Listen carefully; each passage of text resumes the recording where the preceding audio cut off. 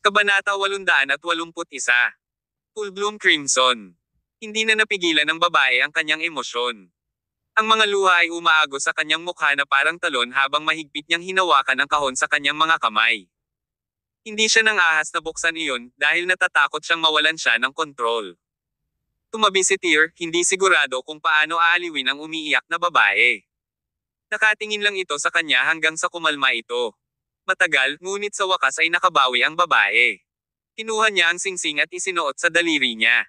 Sa sandaling iyon, may kaligayahan sa kanyang mga mata, ngunit higit na lahat ay kalungkutan. Kinuha ni Tyr ang isang bank card at sinabing, ang $3 milyong sa card ay ang benepisyong ibinibigay sa kamag-anak ni Leafy. Ibinibigay ko ito sa iyo sa pag-asa na ito ay magagamit. Gayunpaman, hindi ito kinuha ng babae. Hindi kami kasal, kaya hindi ko kaya. Dapat. Itinulak ni Tyr ang card sa mga kamay ng babae at sinabing, ulila na si Leafy. Kayo ni Lily ay mga taong itinuturing niyang pinakamalapit. Isa pa, ngayong wala na siya, hindi madali para sa iyo na mag-isa ang mag-alaga ng bata. Kahit na sa tingin mo ay hindi mo kailangan ng pera, paano si Lily? Ngunit, no buts. Ito lang ang kaya kong gawin para sa'yo. Nakaramdam ng matinding guilt si Tyr. Mabilis niyang kinuha ang kanyang name card at ibinigay sa babae. Here is my phone number. Call me if you need anything in the future. If I can, I will do my best to help. Sa huli, tinanggap ng babae ang bank card at name card ni Tyr. Napayuko siya ng malalim. Salamat. Huminga ng malalim si Tyr at tinulungang makatayo ang babae. Si Leafy ay isang bayani. Naiiyak na sagot ng babae, noon pa man ay pinangarap niya maging isang bayani, at sa wakas ay natupad na. Saglit na nakipagkwentuhan si Tyr sa babae bago siya inihatid palabas. Noong panahong iyon, tinanong niya kung gusto nitong magdalamhati sa Leafy Flight at makita siya sa huling pagkakataon. Gayunpaman, tumanggi siya. Sa huli, hawak ang kamay ni Lily, umalis ang babae sa headquarters ng Six Doors. Pamwesto sa likod si Tyr at pinagmasdan ang nawawalang silhouette ng mag-ina. Napaluha siya nang wala sa oras. Gabi na nang matapos ang memorial service. Hindi naghapunan si Tyr. Maliwanag pa rin ito habang kinakaladkad niya ang kanyang pagod na katawan pabalik sa kanyang apartment. Walang laman ang apartment, tulad ng kanyang puso. Matagal na panahon na rin mula nang maramdaman niya ang hangkag na ito. Nabuksan ang mga pinto, at pumasok si Isaiah Yoder. Nang makita si Tyr sa ganitong kalagayan, sumama ang loob ni Isaiah. It was my fault. Kung hindi dahil sa akin, nabuhay si Leafy Flight. Hindi mo kailangang sisihin ang sarili mo. Tumayo si Tyr at tinapik si Isaiah sa balikat. Pinilit niyang ngumiti at sinabing, magpahinga ka na, buddy. 2 araw na lang ang halala ng East Province Business Alliance, at kapag dumating na ang oras, kukunin ko kung ano ang nasa likod ng iyong pamilya para sa iyo. Pero ikaw, okay lang ako. Sinabi ni Tyr, nakakita ako ng napakaraming pagkamatay sa mga nakaraang taon. Kinailangan kong makita ang mga taong tinatawag kong kapatid na isa-isang umalis sa mundo. Manhid ako. Ang magagawa ko lang ay ipagpatuloy ang paglalakbay para sa aking mga kapatid. Bahagyang tumango si Isaiah. Marami pa sana siyang gustong sabihin pero pinipigilan niya. Sa huli, hindi na inistorbo ni Isaiah si Tyr at bumalik sa kanyang silid. Dumating ang takip-silim nang magsimulang lumubog ang araw. Ang huling natitirang liwanag ng araw ay mabilis na naglaho sa likod ng dilim. Madilim ang kwarto, parang puso ni Tyr. Umupo siya sa sopa sa sala at nagsindi ng sigarilyo. Gayunpaman, sa sandaling sinindihan ang lighter, tiningnan niya ang apoy ngunit hindi sinindihan ang sigarilyo sa kanyang bibig. Lalong namula ang apoy sa mga mata ni Tyr. Sa kalaunan ay namumulaklak sa tila dugo. Nagsimulang lumitaw ang mga daluyan ng dugo sa mga eyeballs ni Tyr habang nagsimulang lumabas ang mga ugat sa kanyang katawan. Nang mapagtantong wala ng gamit, mabilis niyang pinatay ang lighter at itinapon ang sigarilyo. Huminga siya ng malalim. Patuloy na naglalaro sa kanyang isipan ang sinabi ni Chae Seung-win kahapon. Lalong lumakas ang boses at tuluyang napuno ang kabuuan ng isip ni Tyr. Tama iyon. Tama lahat si Chae Seung-win. Nauna nang inaasahan ni Tyr na papatayin ng 3 great clans si Cade at Rowan Hawkins. Tinadya niyang manatiling pasibo at pinayagan si Cade na mapatay. Nagpadala rin siya ng Leafy Flight para bantayan si Rowan at sa halip ay si Chae Seung-win ang bahala sa perimeter. Alam niyang isasakripisyo ni Leafy Flight ang sarili para iligtas si Rowan. Alam din niyang ipapakita ni Rowan ang lahat ng ebidensya at magiging saksi para sa Six Doors, pagkatapos niyang magising na malaman ang tungkol sa sakripisyo ng Leafy Flight at pagkamatay ng kanyang ama. Lubos na naantig sa ginawa ni Leafy Flight at dahil sa matinding pagkamuhi niya sa Three Great Clans, malinaw kung ano ang gagawin niya. Ito ang tanging paraan para maalis ni Tyr ang 3 dakilang angkan at humingi ng paghihiganti para kay Isaiah sa pinakamaikling panahon na posible. Ito rin ang tanging paraan para mabilis niyang matapos ang mga gawain ng 3 dakilang angkan para makapagpatuloy siya sa pamilyang Summers at matapos ang kanyang misyon. Tama naman si Chasing Wind. Ito ay ang katotohanan. Hindi ito. Sabi ko hindi ito. Biglang umungol si Tyr at itinulak lahat ng nasa coffee table sa sahig. Hindi ito. Hindi ako Diyos. Kahit ang Diyos ay nagkakamali. Wala itong kinalaman sa akin. Ikaw ang nanliligaw sa akin. Walang humpay na tinatapik ang kanyang ulo gamit ang kanyang mga daliri, paulit-ulit niyang sinasabi, get out, get out. Nagdilim ang kanyang paligid nang magsimulang gumapang ang kadiliman mula sa lahat ng direksyon, na kalaunan ay nilamon siya. Nilabas ni Tyr ang phone niya na medyo nanginginig ang mga kamay. Parang adik sa ulirat, kinuha niya ang kanyang telepono at agad na sinimulan ang paglalaro ng Sokoban games na kanyang na-download. Naglaro siya at naglaro. Wala pang kalahating oras bago niya matalo ang huling antas ng laro ng Sokoban. Kabanata 882. Lubhang nababalisa. Pagkatapos ay nag-install siya ng 10 bagong uri ng laro ng Sokoban at nagpatuloy sa paglalaro. Itinuon niya ang lahat ng kanyang atensyon sa mga laro ng Sokoban. Matapos maglaro ng ilang sandali, mas kalmado ang kanyang pakiramdam. Noong una, tumagal ng kalahating oras si Tyr para masolve ang isang level. Gayunpaman, sa huli, nagawa niyang tapusin ang buong laro sa loob ng 10 minuto. Ang kanyang antas ng katalinuhan ay hindi maihahambing sa isang karaniwang tao. Kung may kompetisyon sa Sokoban, madaling mananalo si Tyr sa unang pwesto.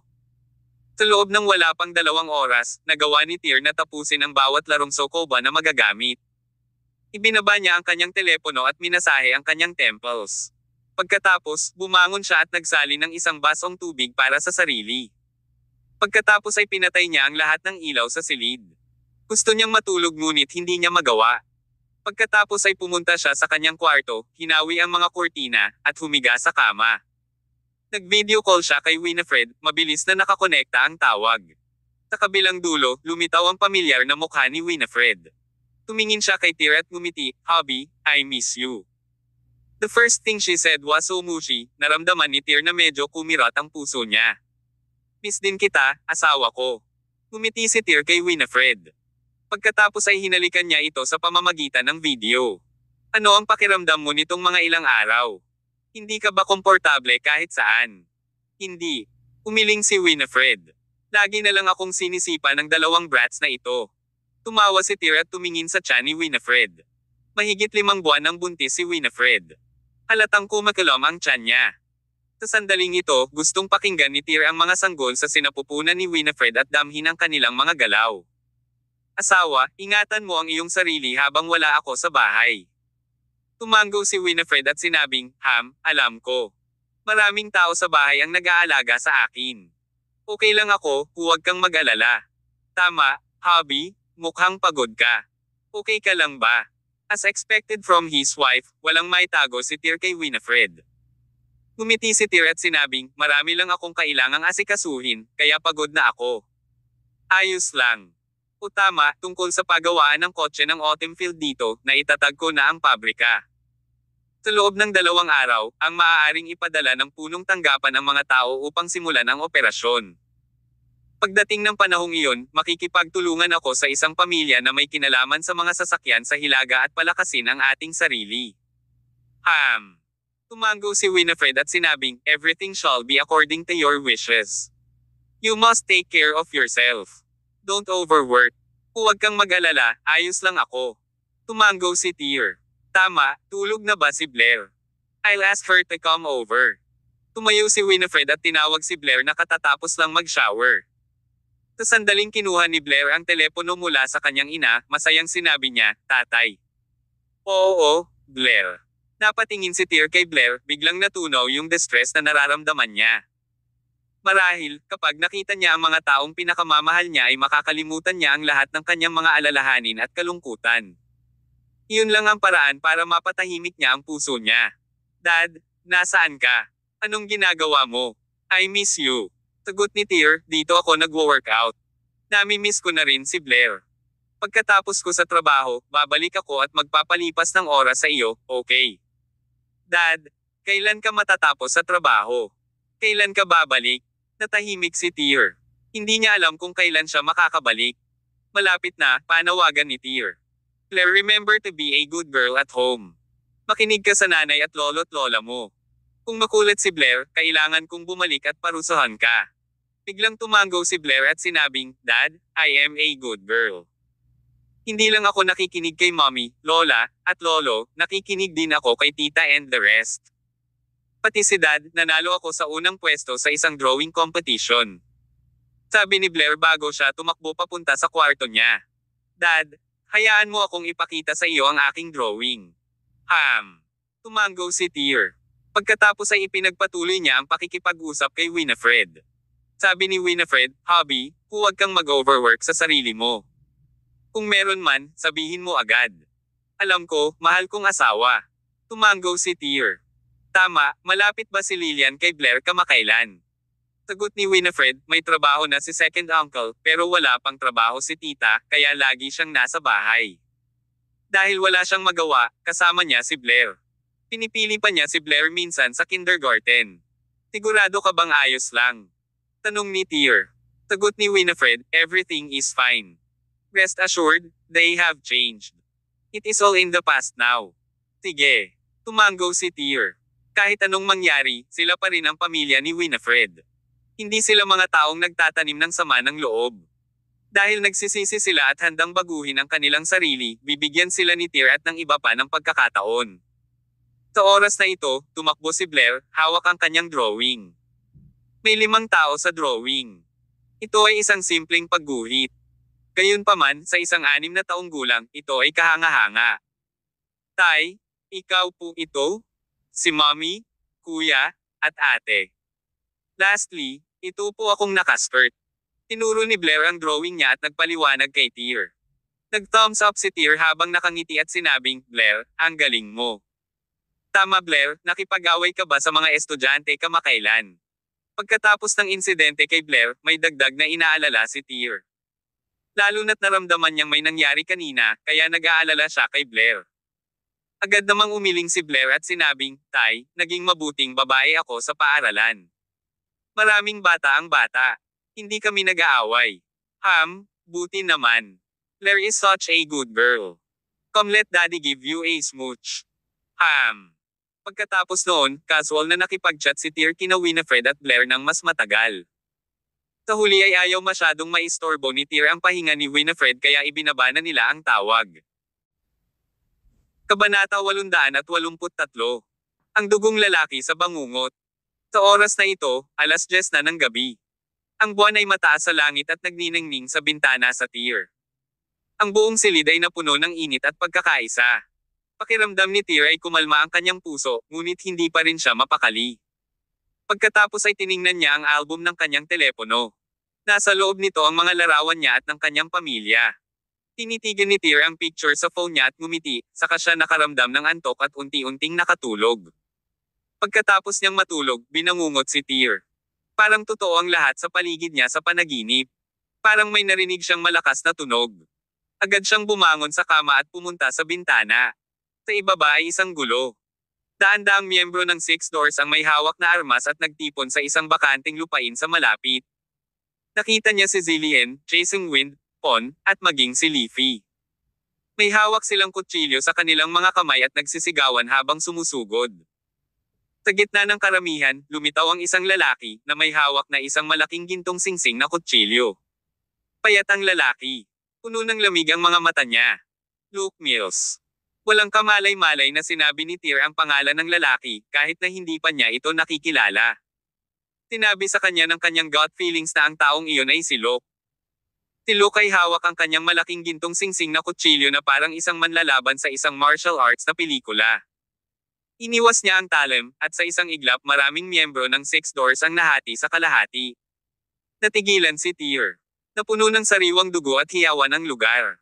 Pinagmasdan ko ang mga kamay ni Chae Seung-win na hiniwa ni Lok kasunod ang pagsaksak sa dibdib nito. Pagkatapos ay bumulwak ang dugo ni Chae Seung-win at tinakpan ang lupa. Chae Seung-win. Gustong sumigaw ni Tyr, pero napagtanto niyang parang may nakabara sa lalamunan niya, at hindi siya makagawa ng ingay. Sumunod, hiniwa din ni Lok si Zillian, sinundan ng Pon. Napahawak tuloy sa ulo si Lok at tumingin kay Tyr habang natatawa na parang sira. Dugo, may dugo sa lahat ng dako. Napuno ng dugo ang buong lugar. Maging ang mga dingding ay nabahira ng pula. Sa wakas, maging ang buwan ay naging pula.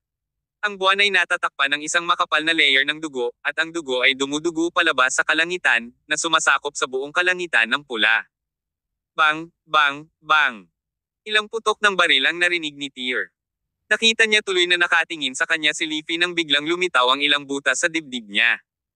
Mukha siyang nasasaktan. Napakaraming dugo ang umaagos mula sa kanyang dibdib at mantsa sa kanyang katawan. Sa huli, nasaksihan ni Tyr na duguan si Leafy, tumingin siya kay Tyr ng masakit. Pagkatapos ay inilipat niya ang kanyang kamay patungo sa kanyang puso.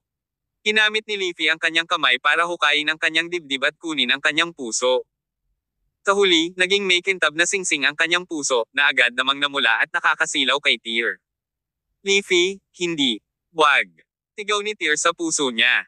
Gayunpaman, hindi niya ito maipahayag ng malakas. Gusto niyang tumalon mula sa bintana para iligtas si Leafy at ang iba pa. Gayunpaman, nang subukan niyang umakyat sa bintana, isang dagwang pader ang lumitaw sa kanyang harapan, na hamarang sa kanyang daan. Kahit anong pilit niya, hindi siya makalusot sa pader. Patuloy niyang kinakamot ang pader hanggang sa napuno ng dugo ang mga kamay niya pero wala pa rin. Sa huli, ang tanging nagawa ni Tyr ay tumingin kay Lok na pinapatay ang lahat sa ibaba. Isa-isang pinatay ang mga miyembro ng Six Doors sa pamamagitan ng kanyang talon at puno ng dugo. Nawala ng pag-asa si Tyr sa unang pagkakataon nang makita niyang namatay ang kanyang mga kapatid sa harapan niya, ngunit wala siyang magawa. Ang sahig ay natatakpan ng mga bangkay. Marami siyang nakilala. Hindi lang Chae Seung-win at iba pa ang naroon, kundi maging ang mga dati niyang kaibigan sa Regal Palace ay nasa lupa. Hindi. Patuloy na sigaw ni Tyr, kinasusuklaman niya ang dugong iyon, ngunit wala siyang magawa. Tapos, naramdaman niyang namula ang kwarto sa likod niya. Nagsimulang umagos ang dugo mula sa mga dingding at pinapula ang lahat. Napuno ng sariwang dugo ang silid. Hindi alam ni Tyr kung saan nanggaling ang dugong ito. Nagsimulang kumulo ang dugo na parang mainit na magma.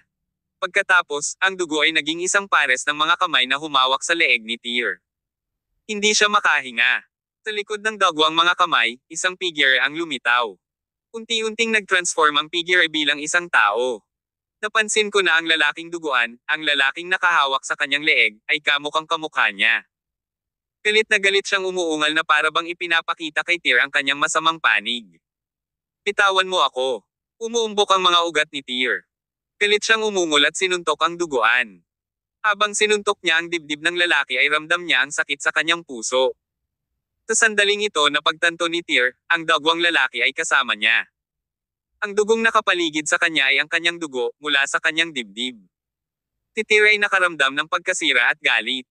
Samantala, lalong uminit ang dugo sa kanyang katawan. Nagsimula itong kumulo na parang mainit na magma. Hindi mo ako makokontrol. Nagnganga ang mga ngipin ni Tyr at galit na galit. Bang! Napuno ng malakas na tunog ang silid.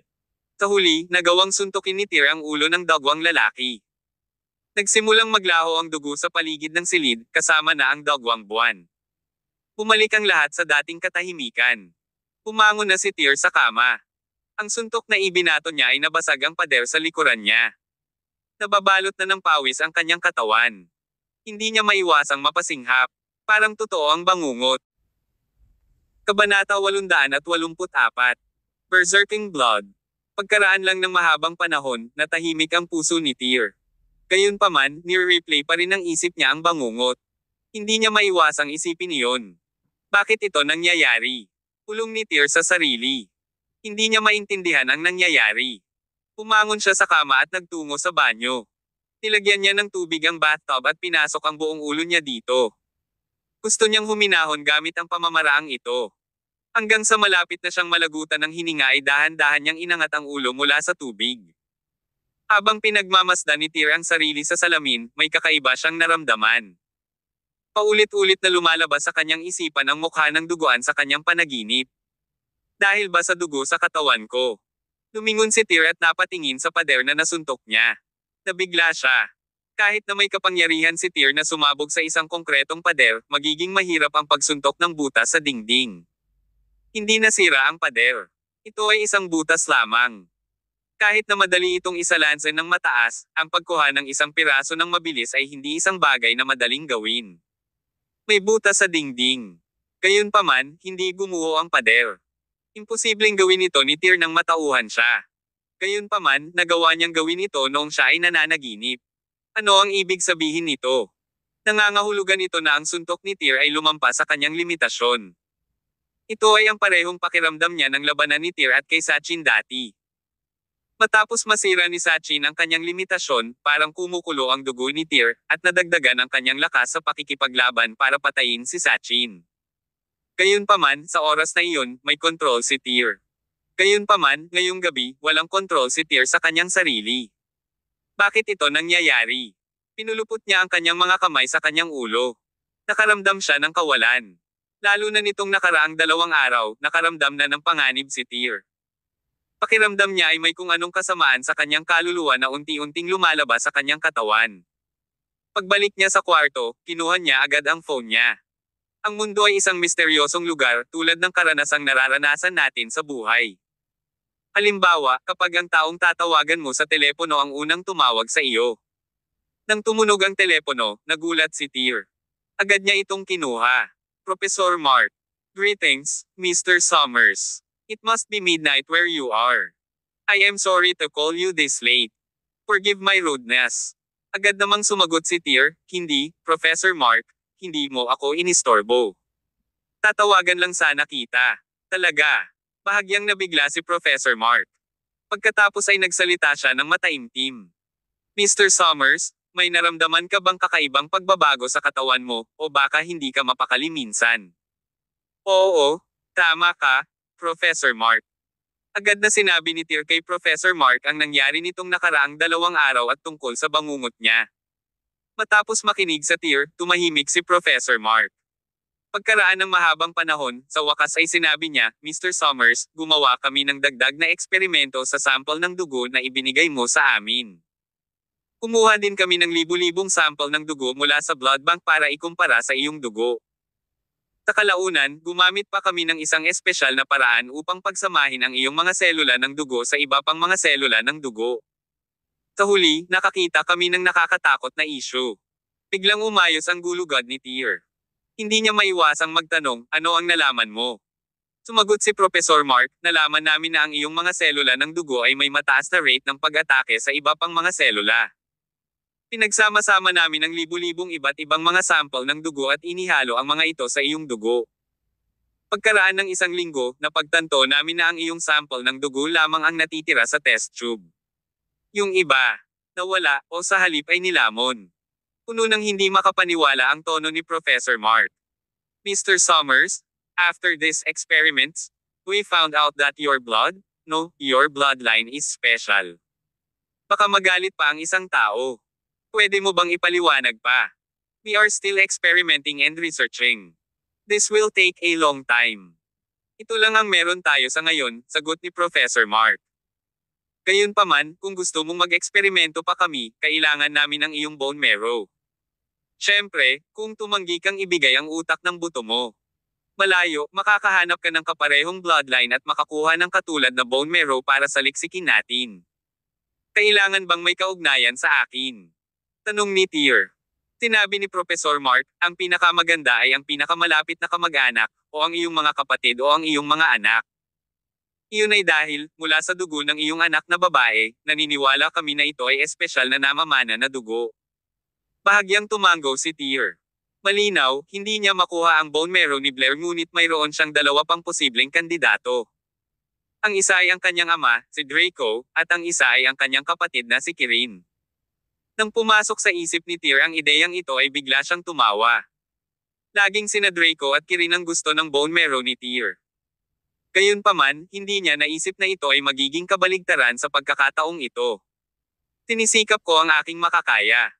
Sabi ni Tyr, ang ganitong uri ng hereditary gene ay nangyayari lang sa bloodline ng tatay ko, di ba? Hindi. Mabilis na ipinaliwanag ni Professor Mark, ang ibig kong sabihin ay bloodline ng iyong mga magulang, hindi mga ama. Kaya, Mr. Summers, itong kakaibang hereditary blood condition ay maaaring mula sa bloodline ng iyong ina o ama. May isa pang posibilidad na pinipili ng gene na ito ang host nito upang maging namamana. Anong ibig mong sabihin? Ipinaliwanag ni Professor Mark, ibig sabihin natin na ang iyong pamilya ay may 10 anak sa isang henerasyon. May posibilidad na isa o ilang bata lamang ang magmamana ng ganitong uri ng dugo. Ang iba ay mga ordinaryong tao. Maaari rin itong mamanahin mga kahaliling henerasyon. Halimbawa, ang iyong mga ninuno ay maaaring magkaroon ng ganitong issue, ngunit ang iyong ama ay maaaring wala nito, at pagkatapos ay bigla itong lumitaw muli sa iyong henerasyon. Kabanata 885. Mapangla na anak na babae at ina. Either way, there are endless possibilities. Mr. Summers, just know that since you already felt the blood affecting you, you need to be more aware of yourself.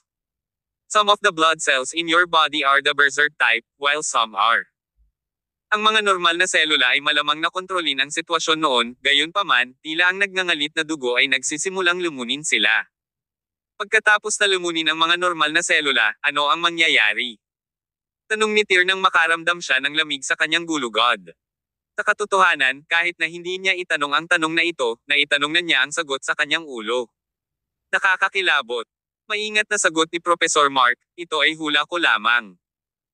Kung ang nagngangalit na dugo ay namamahala na lumunin ang lahat ng mga normal na selula ng dugo, maaari kang maging ibang tao. Isang kakaiba na tao, isang berserker na uri ng halimaw. Yes. Kahit na nahulaan na niya ito, huminga pa rin ng malalim si Tyr pagkatapos ng kumpirmasyon ni Professor Mark. Kung gayon, ano ang maaari kong gawin ngayon? Mayroon bang anumang gamot na makakakontrol nito? Sumagot si Professor Mark, sa ngayon, hindi pa namin nalaman ang sanhi ng iyong dugo. Imposibleng makakuha ng gamot. Gayunpaman, ang tanging paraan na makokontrol mo ito ay sa pamamagitan ng pagkontrol sa iyong sarili. Huwag hayaang kunin ka ng iyong emosyon, at panatilihin isang mahinahong puso.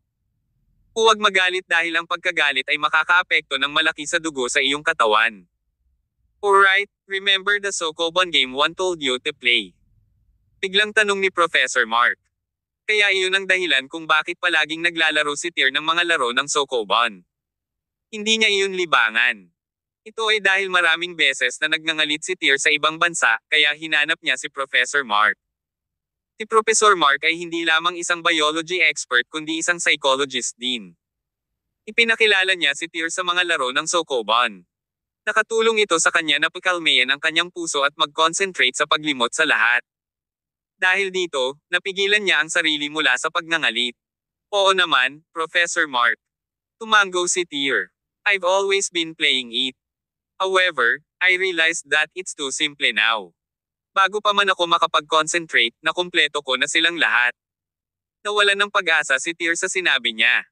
Minsan ang pagiging masyadong matalino ay hindi magandang bagay. Natawa si Professor Mark at sinabing, mayroon akong kaibigan na dalubhasa sa paggawa ng mga larong puzzle.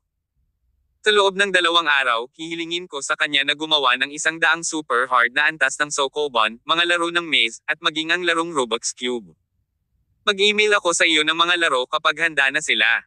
Salamat, Professor Mark, pasasalamat ni Tyr. No worries, Mr. Summers. We are good friends. It's an honor to help you. Then, let's go with this then. If there are any new results, I will let you know. It is already midnight there. I shall not disturb your sleep. Good night, ma'am. Tumango si Tyr at ibinaba ang telepono. Umiga siya sa kama. Umungad sa kanyang isipan ang lalaking duguan na kamukha niya. Huminga ng malalim si Tyr at sinubukang pakalmayan ang sarili sa abot ng kanyang makakaya. Pagkaraan ng mahabang panahon, dahan-dahan siyang nakatulog. Sa sandaling nakatulog siya, si Tyr ay natulog ng mapayapa at hindi na binangungot.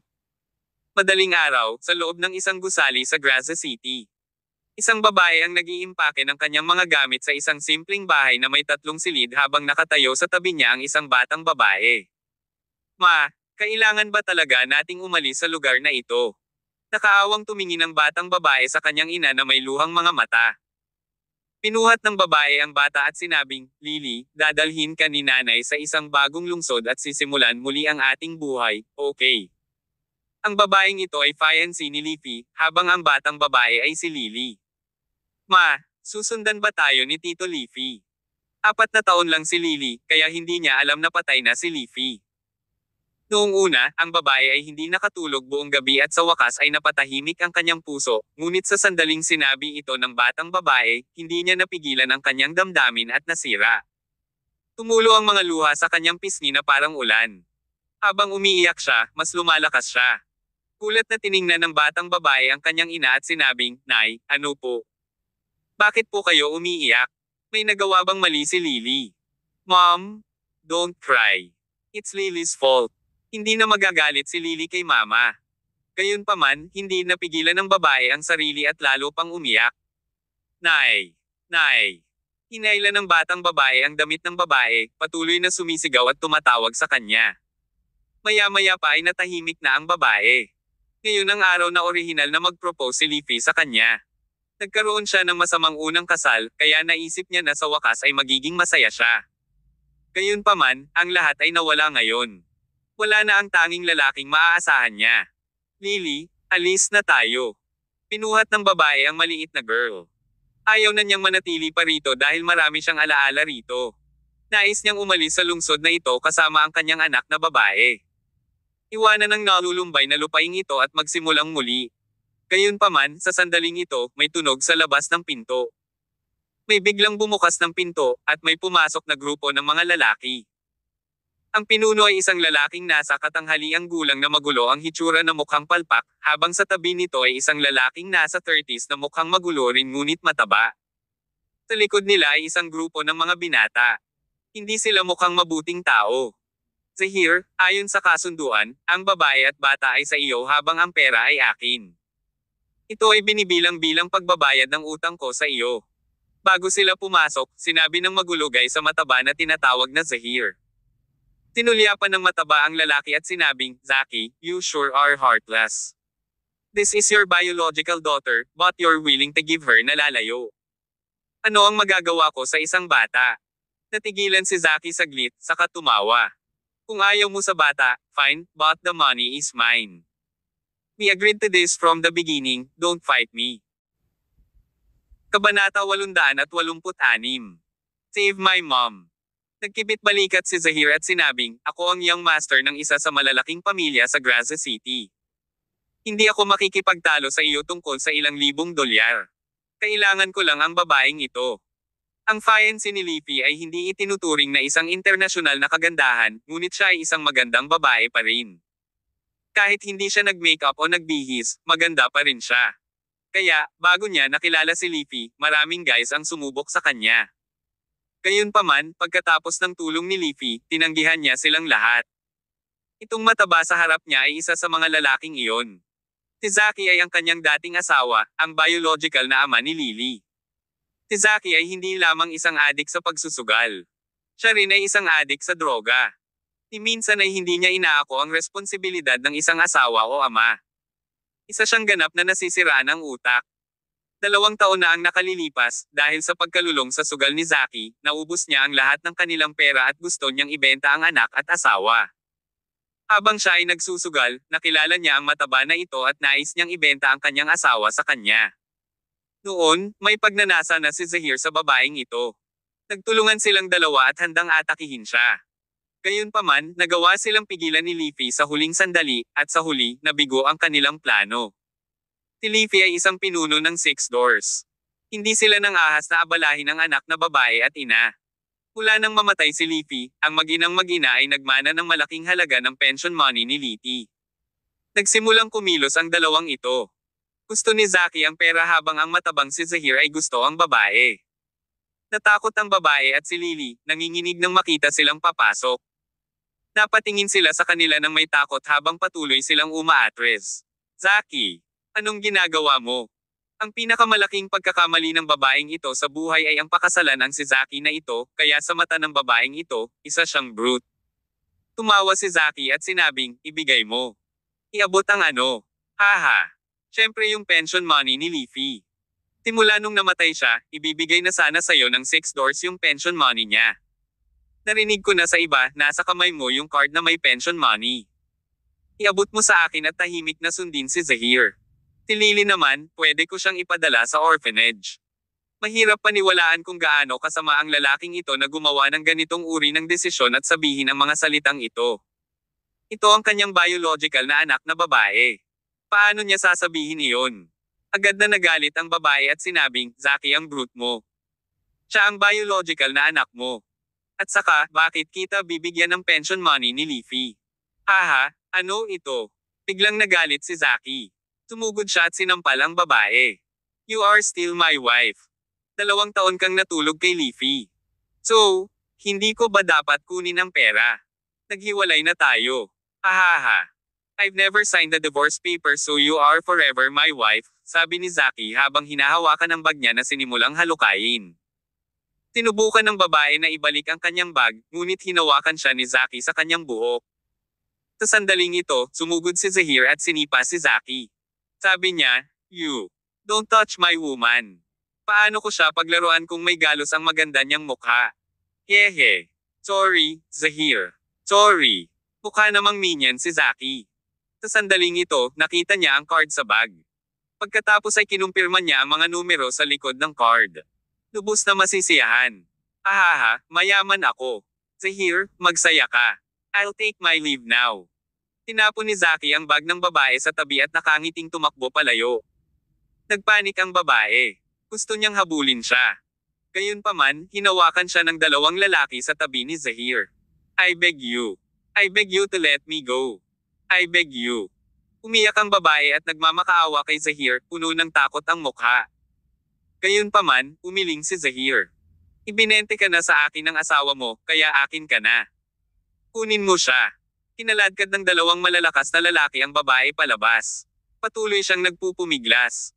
Samantala, sumugod si Lily at hinawakan ang mga binti ng mataba at sumigaw, bitawan mo ang nanay ko. Bitawan mo ang nanay ko. Umalis ka, you little brat, sigaw ni Zahir. Hayaan mo. Kung hindi ka bumitaw, tingnan mo kung ano ang gagawin ko sa'yo. Bitawan mo nanay ko, bitawan mo. Kinagat ni Lily ang binti ni Zahir. Napasigaw siya sa sakit at ibinaba ang kanyang paa na nagpalipad kay Lily ng ilang metro ang layo. Napahawak siya sa tiyan niya at umiyak sa sahig. Lily, Lily. Nasisiraan na ang babae. Siya ay patuloy na nagpupumilit na makalaya upang mapuntahan niya ang kanyang anak na babae. Gayunpaman, ang mga lalaki ay napakalakas at hindi siya makawala. Ilabas mo siya, utos ni Zahir. Pagkatapos ay kinuha ng mga lalaki ang babae. Malakas na sigaw ng batang babae. Gusto niyang protektahan ang kanyang ina, ngunit wala siyang kapangyarihan. Dahil late na siya natulog at pagod, nagawa ni Tyr na matulog pasado 9:00 ng umaga at hindi pa rin nagigising. Sumikat ang araw sa bintana at tumama sa katawan ni Tyr. Gayunpaman, hindi ito mainit ngunit matinding sakit ng liwanag. Sa sandaling ito, nagsimulang mag-ring ang kanyang telepono. Kinuha niya ang kanyang telepono, malabo pa rin, at sinabing, Hi, sino ka? Tito. Iligtas mo ang nanay ko. Nakikiusap ako na iligtas mo ang nanay ko. Agad na bumangon si Tyr mula sa kama nang marinig ang isang bata na umiiyak sa pamamagitan ng telepono. Sino ka? Tito, iligtas mo ang nanay ko. Tinala siya ng masasamang tao, hikbi. Nanginginig ang puso ni Tyr. Little girl, don't panic. Sabihin mo sa akin kung ano ang nangyari sa iyong ina at sino ka. Uncle. Si Lily. Ako si Lily. Nay. Kinuha si nanay ng isang matabang lalaki. Dumating din si Papa. Pinugbog ni Papa si nanay at inalis ang card na binigay mo kay nanay. Lily. Anak ng fiancé ni Leafy. Lalong lumakas ang pintig ng puso ni Tyr. Nang marinig niya ang iyak ni Lily, sumabog ang ulo niya. Nagkaroon ng problema. Nagkaproblema ang fiancé ni Leafy. Habang naririnig ni Tyr ang iyak mula sa telepono, naisip niya si Blair na umiiyak ng ganito. Alam niya kung ano ang pinagdaanan ng kanyang anak sa buhay, at ito ay labis na paghihirap. Kabanata 887. Hindi matitiis na galit. Huwag kang umiyak, Lily. Nasaan ka ngayon? Darating si Uncle para sunduin ka. Tahan na. Nakauwi na si Lily. Tiyo, iligtas mo si nanay. Sob. Be good, Lily. Hintayin mo si Uncle sa bahay. Okay lang, huwag kang matakot. Papunta si Tito ngayon.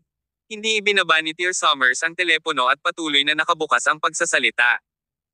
Nag-aalala siya kay Lily pero natatakot din siya na kapag pinutol niya ang tawag, mawawalan siya ng kontak sa batang babae. Agad siyang nagbihis at nagmamadaling lumabas ng kwarto patungo sa kanyang opisina. Pagkatapos ay tinawag niya sina Loki at Chasing Wind.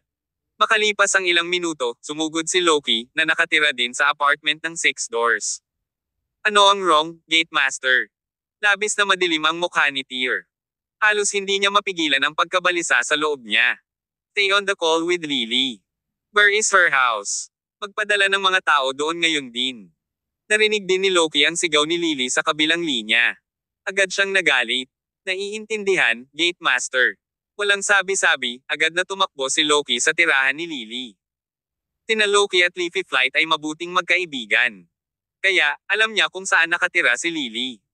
Umabot ng halos kalahating oras upang makarating doon mula sa headquarters ng 6 doors sakay ng kotse. Gayunpaman, pinalo ni Loki ang pedal ng gas hanggang sa maabot nito habang nagmamaneho. Nakarating siya sa gusali sa loob ng 20 minuto. Pagkatapos, ipinadala ni Loki ang lokasyon sa Chasing Wind. Sumakay sina Tear at Chasing Wind sakay ng kotse sa bilis ng kidlat at nagmamadaling pumunta. Personal na nag-drive si Tear. Sa kanyang napakahusay na kasanayan sa pagmamaneho, dumating siya sa loob ng wala pang 10 minuto. Pagdating nila, inaalo na ni Loki si Lily. Kasalukuyang nakaupo si Lily sa couch na namumula ang mga mata. Siya ay humihikbi paminsan-minsan. Huwag kang mag-alala, Lily. Tutulungan ka ni Uncle na maibalik ang nanay mo. Pinuhat ni Tear si Lily mula sa sofa na may matinding sakit sa puso. Pagkatapos ay sinubukan niyang panatilihing payapa ang kanyang isipan nang magtanong siya, anong nangyari, Lily? Isang matabang tiyuhin at si tatay ang naghatid kay nanay. Kinuha rin ni tatay ang bank card ni nanay. Ang pangalan ng matabang tiyuhin ay Zahir. Zahir. Nakipagpalitan ng tingin si Tear kay Chasing Wind na tumabi sa kanya. Kilala mo ba kung sino iyon? Bigyan mo ako ng 2 minuto, sagot ni Chasing Wind. Pagkatapos, kinuha ni Chasing Wind ang kanyang telepono at gumawa ng ilang mga tawag. Pagkatapos, nakuha niya ang lahat ng impormasyon tungkol sa tinatawag na Zahir na ito. Si Zahir, na kilala rin bilang Dominic Zimmern, ay ang pinakamatandang young master ng Zimmern family, isang second-rate na pamilya sa Garza City. Ang kanilang pamilya ay nakikibahagi sa aquatic business sa Pine River at may hindi maliwanag na background. Let's go. We're meeting the Zimmern family. Nagpasya si Tear ng walang pag-aalinlangan. Tsaka magtipon ka ng ilang lalaki. Naiintindihan. Dahil doon, inutusan ni Tear si Loki na alagaan si Lily habang sila ni Chasing Wind ay nagmamaneho patungo sa tirahan ng pamilya Zimmern. Sa parehong oras na sumugod sila sa pamilyang Zimmern, personal na pinamunuan ni Loki ang isang koponan mula sa 6 doors at nag-udyok patungo sa pamilyang Zimmern na may higit sa 100 ganap na armadong elite mula sa 6 doors. Ibinalik ni Zahir ang babae sa pamilyang Zimmern noon. Matagal na niyang pinagnanasaan ang babaeng ito. Gayunpaman, kasama ang Leafy Flight sa daan, hindi siya naglakas loob na hawakan siya. Ngayong patay na si Leafy, maaari na siyang kumilos ng walang pakundangan sa gusto niya. Inutusan niya ang kanyang mga tauhan na dalhin ang babae sa ikalawang palapag ng kanyang vilya saka isinara ang pinto. Handa na siyang purihin siya. Ang babae ay patuloy na humihingi ng awa, ngunit ang lahat ay walang kabuluhan. Si Fatty Zahir ay isang pervert na may partikular na fetish para sa pagtatali ng mga babae sa kama. Pumunta muna siya sa kanyang banyo para maligo. Hehe, matagal ko nang hinahangad ang katawan mo, maganda. Dumating na rin ang araw na inaangkin ko na ang matagal ko nang gusto. Lalaban ka. The more you resist, the more excited I get. Kulat na tinitigan ng babae si Fatty Zahir at patuloy na umiling. Ang lalaki, gayunpaman, ay tulad ng isang baboy ramon na naging ligaw. Excited niyang sinunggaban siya. Boom! Iyon ay nang may bumangga sa mga bakal na pintuan ng vilya ng pamilyang Zimmern. Tinubukan itong harangin ng isang security guard sa pintuan ngunit nataman ito at tumilapon sa ere. Sino ang matapang na maglalakas loob na pumasok sa villa ni Young Master Zahir? Ilang lalaki mula sa compound na nagbabantay sa villa sa labas ang nakasaksi sa eksena. Pilit silang lumapit sa villa kasama ang mga security guard. Pumaba sa sasakyan sina Tir at Chae Seung-win na nasa likod ang dating at nilisan ng huli ang field bago sila. Halos hindi makita ng mga lalaki kung ano ang hitsura ng Chae Seung-win bago kumalat ang matinding sakit sa kanilang katawan. Nilampasan sila ni Chae Seung-win na parang balgzo ng hangin. Sa bawat suntok, isang lalaki ang mahuhulog sa lupa. Tumagal lamang ng 10 segundo bago nakahiga ang isang dosenang lalaki sa paanan ni Chae Seung-win. Natapakan ni Tir ang kanilang mga katawan habang papasok siya. Iklik. Sa kalaunan, dinurog ni Tir ang isa sa mga palso ng mga lalaki gamit ang isang paa at marahas na nagtanong, saan dinala ng iyong Young Master ang nobya ni Leafy Flight? Hooray! Patuloy na humahagulgol sa sakit ang lalaki at saka itinuro ang ikalawang palapag ng villa, at nanginginig na sumagot ang ikalawang palapag. Ang silid sa ikalawang palapag. Naglakad si Tir patungo sa ikalawang palapag ng villa, malungkot ang kanyang ekspresyon. Pagkatapos ay sinipa niya ang bawat pinto. Sa wakas, nakita niya si Fatih Zahir kasama ang babae. Idiniin ni Zahir ang kanyang matabang katawan sa ibabaw ng babae habang nagpupumiglas ito. Si Zahir ay tumatawa ng masama at nasasabik. Nagulat si Zahir sa malakas na putok. Nilinggan niya si Tir at Chae Seung-win na papalapit sa kanya. Sino ka? Saan ka nang galing? Galit na nagmura si Zahir. Gayunpaman, hindi sumasagot si Tir. Kinaligan muna niya ang babae saka nag-grab ng kumot para matakpan ang babae. Pinalingan niya ng tingin ang matabang lalaki na punong-puno ng pockmarks ang mukha at tumitimbang ng hindi bababa sa 200 libra. Malamig niyang sabi, habol ng hangin, baliin mo muna ang mga paa niya bago tayo mag-usap. Oo. Tumango si Chae Seung-win at walang humpay na hinaila si Fatih Zahir mula sa kama. Maaaring siya ay mukhang isang baboy, ngunit siya ay hindi hihigit sa isang sisiw sa mga kamay ni Chae Seung-win. Iklik, iklik. Ang tunog ng pagkabasag ng mga buto sa tabi ng malababoy na tili ay parang isang mahiwagang awit na umalingaw-ngaw sa silid. Ang mataba na si Zahir ay humagulgol sa sakit, ang kanyang mukha ay malagim at mapatla. You people are dead. Alam mo ba kung sino ako? Anak ako ni Henry Zimmern. My father is a local aquaculture tycoon. You are dead. Siguradong sisirain niya ang buong pamilya mo. You, how dare you call for someone to deal with me? Siguradong papatayin kita. Patay na rin ang anak mo. Kabanata 888. Patayin. Gaya ng inaasahan sa isang palayaw na anak ng mayaman. Naglakas loob pa rin siyang yamakap matapos mabali ang kanyang mga paa. Inabot ni Tir Summers ang cellphone sa Fatih Zahir, pagkatapos ay ginamit ang facial recognition function dito upang i-unlock ang device. Pagkatapos ay nakita niya ang numero ni Henry Zimmern at dinial ito. Tawagan ang iyong matanda at sabihin sa kanya I'll be waiting right here for him. He can call as many of his men as he wants. Kung hindi sapat ang mga taong tinatawagan niya, buhay mo ang kukunin. Maririnig ang boses ng isang medyo may edad na mula sa kabilang linya. Nagsimulang umiyak si Fatih Zahir at sumigaw, Tatay, iligtas mo ako. Umuwi ka na. May pumasok sa bahay natin, nabalian ang mga paa ko, at sinabihan kang tawagan mo ang iyong mga tauhan. Pilasan mo, Itay. Nasasaktan ako. Masakit. Pilasan mo at tumawag ka. Pumaba ng mahina ang boses ng nasa kabilang dulo ng tawag ng nasa katanghaliang gulang na lalaki habang malamig siyang nagsalita, wala akong pakialam kung sino ka. Itinapat ni Tir ang aparato sa kanyang tainga, ang kanyang boses ay parehong mahina. Tinubukan ng iyong anak na mang-rape ng isang babae at binugbog niya ako. Pero, balak mo siyang panindigin. Hey, isang karangalan para sa kanya na magustuhan siya ng anak ko. Haha, hihintayin kita. Sa sinabi nito, binasag ni Tir ang telepono sa dingding. Si Fatih Zahir, nasa kabila ng pagkabali ng kanyang mga paa ay mukhang masama pa rin ang loob. Maghintay ka lang.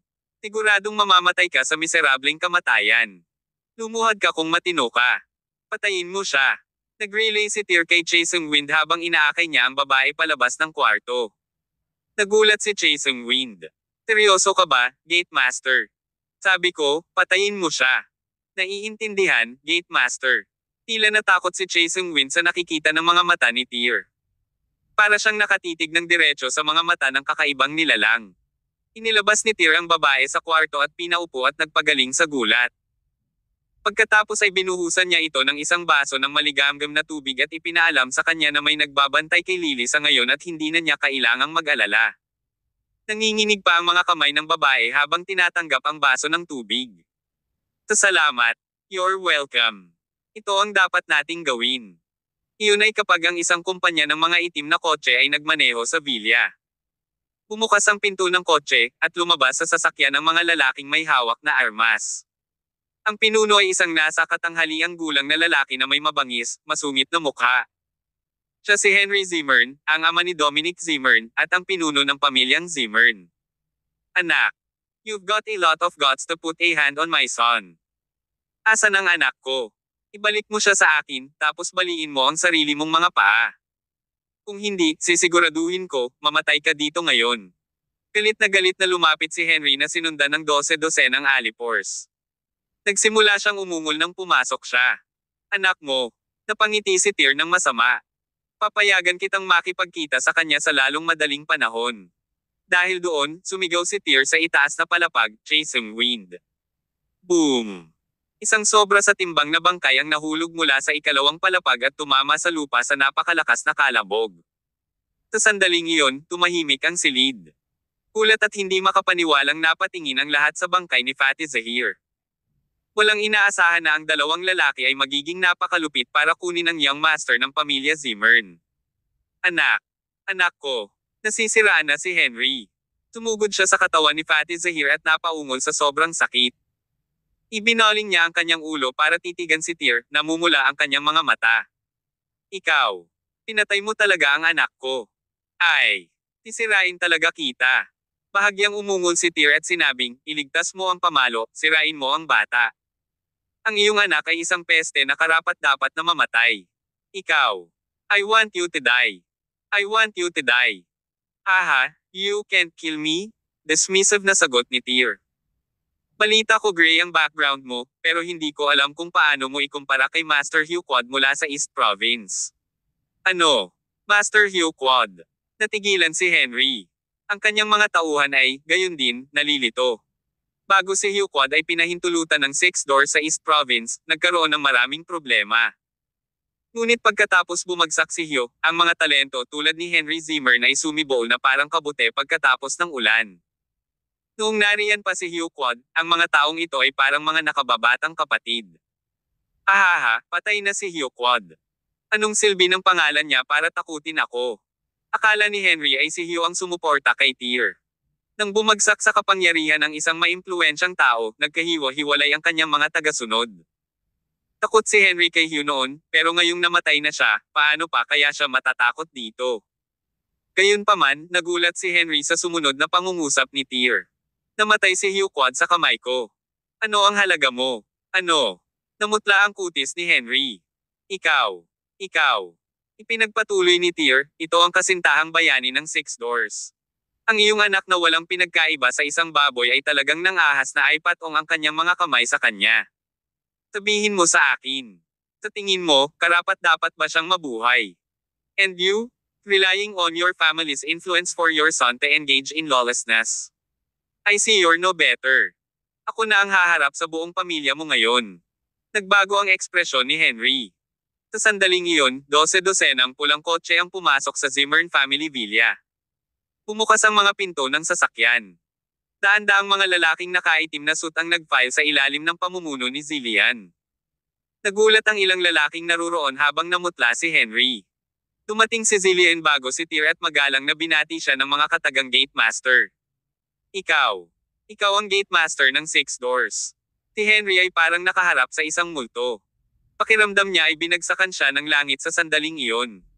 Siya ay orihinal na nasaktan pa rin tungkol sa pagkamatay ng kanyang anak, ngunit ngayon ay naisip niya na ang kanyang anak ay kasuklam-suklam. Ano? Hindi napigilan ni Henry na mapaungol habang naghahanda para humingi ng awa. Gayunpaman, binawi na ni Tyr ang baril na nakasabit sa kanyang baywang at itinutok sa templo ni Henry. Hindi. Gulat na gulat si Henry. Bago pa man siya makapagsalita ay binaril na siya ni Tyr sa ulo. Nabalot ng katahimikan ang buong eksena. Maging si Zillian ay napatulala. Ang naramdaman niya ay walang pinagkaiba sa mga emosyong naranasan ni Chae Seung-wind. Parang nakita kong naging masama ang gate master nila. Ibinalik ni Tyr ang baril sa mga kamay ni Zillian. Ang pamilya Zimmern ay walang pinagkaiba sa pamilya ni Hyokwad. Sila ay isang tumor. At ang mga tumor ay dapat na mabunot. Kaya ang ganap na mapuksa ang pamilyang Zimmern. Gate Master, ito. Gustong tanungin ni Zillian si Tyr. Hindi ba dapat imbestigahan ng maayos ang bagay na ito? Pagkatapos ng lahat, ang ebidensya ay mahalaga pagdating sa kung paano tumakbo ang Six Doors. Make the Zimmern family disappear, singgal ni Tyr kay Zillian. Huwag mong ulitin ng 3 beses. Kabanata 889. Paglubog sa ilog. Pagkatapos, idinagdag ni Tyr Summers, tandaan, nakipagkasundo kami sa mga awtoridad upang pamahalaan ang mga usapin tungkol sa komunidad ng martial arts sa kanilang lugar. Hindi kami pulis. Hindi namin kailangan ng ebidensya para sa bawat maliit na bagay. Dahil ito ang komunidad ng martial arts, kami, ang Six Doors ay nagpapatakbo sa ilalim ng aming sariling mga patakaran. Gawin mo ang sinasabi ko. Oo, Gate Master. Matapos ibigay ni Tyr ang kanyang mga tagubilin, pinabalik niya ang babae sa Six Doors at pinahintulutan si Loki na magbigay ng maayos na tirahan para sa mag-ina. Pagkatapos, nagmaneho sina Tyr at Chae Seung-wind sa isang underground na casino sa Garza City. Nang dumating sina Tyr at Chae Seung-wind, si Zaki, na kumuha ng bank card na nagkakahalaga ng 3 milyon, ay nagsusugal doon buong umaga. Ang kanyang swerte ay nasa ilalim ng bato. Siya ay nawalan ng higit sa 1 milyon sa loob ng isang umaga. Gayunpaman, hindi man lang siya kinabahan dahil may higit 1 pang milyon sa card. Nang malapit na ang tanghali, nagsimula siyang makaramdam ng gutom. Sa wakas ay handa na siyang umalis sa lungga ng pagsusugal upang kumagat at pagkatapos ay bumalik sa hapon upang ipagpatuloy ang kanyang pagsusugal. Hindi siya naniniwala na ang kanyang sariling kapalaran ay napakabulok. Kumbinsido siya na maibabalik niya ang pera mamaya sa hapon. Gayunpaman, paglabas niya sa Kasen Zero, isang pulang kotse ang dumaan sa kanya. Bumukas ang pinto at bumaba si Chae Seung-wind sa sasakyan, hinawakan si Zaki, at inihagis sa kotse. Ang buong proseso ay tumagal ng 2 segundo. Bago pa man makapag-react ang mga dumaraan ay matagal nang nawala ang sasakyan. Makalipas ang mahigit 10 minuto, nagmaneho ang pulang kotse patungo sa isang lugar na walang tao sa gilid ng Pine River. Pagamat nakabitin pa rin ang araw sa kalangitan, may malamig na simoy ng ilog sa Pine River. Ang ibabaw ng agos ay nagdulot ng mga alon na nagbigay ng hindi maipaliwanag na lamig sa tanawin. Sino ka? Anong ginagawa mo? Walang humpay na itinulak ni Chae Seung-wind si Zaki palabas ng sasakyan. Nakagapos ang mga kamay at paa ni Zaki. Hoy, what do you want? Kidnapping ba ito? Bawal yan. Haha. Hindi pinagawa ni Tyr si Chae Seung-wind sa kanyang maruming trabaho sa pagkakataong ito. Pumunta siya sa harap at naghatid ng isang round ng suntok at sipa kay Zaki. Siya struck lubhang viciously kamao sa laman. Hindi nagtagal at duguan ang mukha ni Zaki at nabali ang mga buto. Napasigaw si Zaki sa sakit at napahiga sa lupa na parabang isang asong naghihingalo. Hingal na hingal siya. Wala kang pakialam sa asawa mo o anak mo. But to think ibebenta mo ang asawa mo at aabuso ang anak mo. Isa kang masama. Ang pera sa card na ito ay ang pensiyon para sa isang bayani ng Six Doors. Talagang naglakas loob kang kunin ito para sa iyong sarili para sumugal. Talagang walang puso ka. Sa'yo na ang 3 milyon. I'll buy your life. With that, sinimulan na namang sip-in ni Tyr si Zaki. Si Zaki ay parang bola ng soccer, nagpagulong-gulong 10 metro ang layo at tuluyang napadpad sa umuugong Pine River. Nakagapos pa rin ang mga kamay at paa ni Zaki. Sigurado siyang malulunod ng buhay sa ganitong estado. Gate Master. Inisip ni Chae Seung-wind na lalong nagiging hindi pamilyar si Tyr sa kanyang ugali ngayon. Nakaramdam pa siya ng bakas ng takot na bumabalot sa kanyang puso habang pinapanood si Tyr na kumilos. Ano mali? Napalingon si Tyr kay Chae Seung-wind. Ang matalim at malamig na tingin ay nagpang-inag sa puso ni Chae Seung-wind. Wala yun, Chae Seung-wind hurriedly shook his head. Pero, parang may hindi tama sa'yo ngayon. Ako ba ang sinisisi mo, Chae Seung-wind? Biglang tanong ni Tyr. Natigilan si Chae Seung-wind. Gate Master, ako po ang naging masyadong emosyonal. Plop. Sa isang tunog, biglang bumulusok si Tyr sa malamig na Pine River. Gate Master. Nagulat si Jason Wind. Nang halos 1 minuto ay hindi pa lumalabas si Tyr, nagsimula siyang makaramdam ng pagkabalisa. Makalipas ang 3 minuto, tatalo na sana si Jason Wind para hanapin si Tyr nang biglang sumulpat ang huli. Umakyat siya sa Pine River habang hila-hila ang basang-basang katawan. Ang mapangasar na tingin sa kanyang mga mata ay tila nawala lahat. Tinapot niya ang balikat ni Jason Wind at sinabing, "Okay lang. Balik na tayo." Pumalik ang dalawa sa Six Doors kung saan inutusan ni Tyr si Jason Wind na muling mag-issue ng bagong bank card para kay Lily at sa kanyang ina.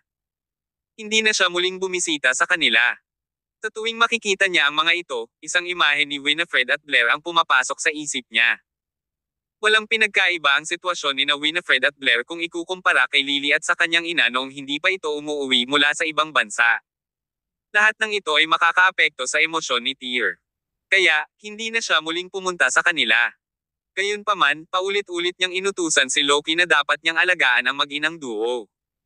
O, siya ang magtatanong kay Loki. Pumalik si Tyr sa kwarto niya at naligo ng malamig. Halos 1 oras siyang nasa ilalim ng malamig na tubig na umaagos bago nagpalit ng malinis na pijama. Pagkatapos, humiga siya sa kama. Nagpadala si Professor Mark ng daan-daang mga bihirang laro ng intelligence sa kanyang email. Na-download ni Tyr ang isa sa kanila. Ito ay isang laro na kilala bilang pinakamasalimuot at pinakamahirap na laro sa mundo ng Sokoban. Kahit na ang mga superhenyo na may IQ na hanggang 200 ay hindi makapasa sa huling antas ng laro. Isang buong hapon ang ginugol ni Tyr sa paglalaro nito. Nang matapos niya ito, naramdaman ni Tyr na bumalik ang kanyang isip sa estado ng kapayapaan, ngunit siya ay pagod. Hindi siya nakakaramdam ng pagod sa buto gaya ng naramdaman niya ngayon sa mahabang panahon. Ito ay kakaiba. Sa kanyang pisikal na konstitusyon ngayon, hindi siya mapapagod kahit magtrabaho siya araw-araw ng walang tulog. Wala namang masyadong nagawa si Tyr sa pagkakataong ito. Pakiramdam niya ay pagod na pagod siya matapos ang isang malagim na panaginip kagabi. Hindi siya kumain ng hapunan bago nakatulog ng mahimbing. This time, walang mga bangungot. Nakatulog siya ng mahimbing, walang kaba. Natural na nagising si Tyr ng 6:00 ng umaga ayon sa kanyang nakagawiang gawain. Nakahinga ng maluwag si Tyr pagkagising. Isang pakiramdam ng kailan nawan ang bumalot sa kanya. Malinaw ang kanyang isip. Nagbihis siya pagkatapos bumangon saka kinuha ang phone niya at nagpadala ng text message kay Professor Mark. "Salamat, Professor Mark. Ang laro ay gumana ng maayos. Nakatulog ako ng mahimbing kagabi. Pakiramdam ko ay nakabawi ako." Hindi nagtagal ay sumagot si Professor Mark, "Nagpapasalamat din ang kaibigan ko sa iyo, Mr. Summers. Nagtakda ka ng world record para sa larong puzzle ng kanilang kumpanya. Isa kang tunay na henyo. Balak nilang magdaos ng internasyonal na kompetisyon sa larong puzzle sa ibang pagkakataon at gusto kitang imbitahan na lumahok. May oras ka ba?" Kabanata 870. Nagising si Rowan Hawkins. Natawa si Tyr Summers at sinabing, "Nagbibiro ka ba, Professor Mark? Marami pa akong gagawin. Napakasama naman, Mr. Summers, pero sa hinaharap, kung ang larong binuo nila ay may mga bug na hindi na maaayos, umaasa pa rin akong matutulungan tayo ni Mr. Summers na makapasa sa level. The arrangement would benefit you both. That's not a problem for sure. Please pass along my thanks to your friend and tell him it's a pleasure to work together with him." Pagkatapos mag-text kay Professor Mark, naghilamo si Tyr at pumunta sa cafeteria para mag-almusal. Katatapos lang niyang mag-almusal ng sipon ay nagmamadaling lumapit sa kanya at sinabing, "Gate Master, gising na si Rowan Hawkins. Gusto kanyang makita." Pagkarinig ng balita, ibinaba agad ni Tyr ang kanyang mangkok. Tumayo siya at sinabing, "Sige." Pagkatapos, sinamahan siya ni Pon sa medical office sa Six Doors headquarters. Matapos maibalik ng departamento, inilagay si Rowan sa tanggapan ng medikal. Noon, nagpasok si Tyr ng gintong karayom sa kanyang ulo, kaya pumasok sa isang suspendido na estado ng animation. Pagkatapos bumalik sa Six Doors, tinanggal ni Tyr ang gintong karayom. Gayunpaman, pagkatapos nito, hindi na nagising si Rowan ngunit patuloy na nakoma. Siya ay malubhang nasugatan at nagising lamang pagkatapos ng 1 o 2 araw dahil sa namumukod tanging kakayahan ni Tyr sa medisina. Pagkagising, napuno ang kanyang isipan kung paano siya tinulungan ng Leafy Flight na harangin ang bala. Kaya naman, nagkaroon siya ng someone para kunin kaagad si Tyr. Pagdating ni Tyr sa ward, mahinang nakahiga si Rowan sa kama. Pagamat nagising siya, hindi siya maganda. Lumapit si Tyr at dinama ang kanyang pulso. Pagkatapos, naglabas siya ng ilang gintong karayom at sinaksak ang mga ito sa ilan pang acupoints ni Rowan. Ang paggamot na ginawa ni Tyr kay Rowan ay hindi alam. Ngunit, pagkatapos ng paggamot, malinaw na mas mahusay ang sigla ni Rowan. Nagawa pa niyang umupo sa kama. Tumingin sa kanya si Tyr at sinabing, "Ano ang gusto mong malaman?" "Masasabi ko na sa'yo ang lahat." Nagsimula si Rowan sa tanong, "Nasaan ang aking ama?" "Patay." Walang itinago sa kanya si Tyr at diretsyong sinagot siya. Medyo nabalisa agad si Rowan. Bakas ang kalungkutan sa tono niya. "Tyr, nakulong ang tatay ko sa loob ng departamento mo. Paano siya namatay? Paano mo ginawa ang trabaho mo?" Maliwanag na sinisisi ni Rowan ang departamento sa hindi pagprotekta sa kanyang ama. Sabi ni Tyr, si Luke Mills ang pumugot ng ulo niya. Hindi siya napigilan ng mga ahente ng Six Doors. Nawala ng ilang ahente ang departamento para pigilan siya. Luke Mills. Speaking of Luke, biglang tumigil si Rowan sa pagsasalita dahil alam na alam niya kung gaano kaitikot si Luke. Kung ibang tao ang pumasok sa departamento at pumatay sa kanyang ama, maaaring sinisi ito ni Rowan sa Six Doors, ngunit ito ay si Luke ang kanilang pinag-uusapan. Wala siyang masabi. Kung gusto ni Luke na patayin ang kanyang ama, hindi siya mapipigilan ng mga ahenteng iyon. Napakalupit niya. Pagkatapos ng ilang panahon ng katahimikan, kinuyam ni Rowan ang kanyang mga kamao, huminga ng malalim, at inulit, napakalupit niya. Paano si Captain Leafy? Kamusta na siya? Patuloy na tanong ni Rowan. Patay din, sagot ni Tyr. Para iligtas ka, ang buong likod niya ay puno ng bala. Isang araw bago, pumunta si Leafy para bumili ng engagement ring. Magpo-propose siya sa babaeng pinakamamahal niya. At ngayong araw lang, ang babaeng mahal niya ay binubuli ng masama. Natahimik ulit si Rowan. Patuloy ni Tyr, sa tingin ko kailangan mong maging malinaw sa iyong sarili, ang dahilan kung bakit ginawa ito ni Leafy.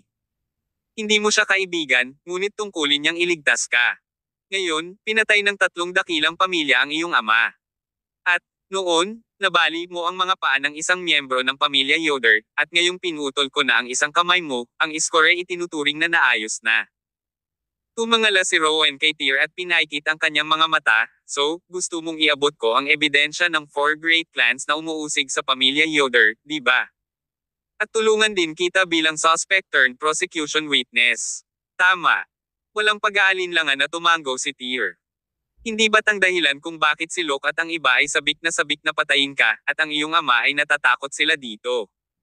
Pero hindi nila inasahan na buhay ka pa. Kaya, basta pumayag ka dito, siguradong mahuhuli natin ang 3 pamilya na hindi magbabantay.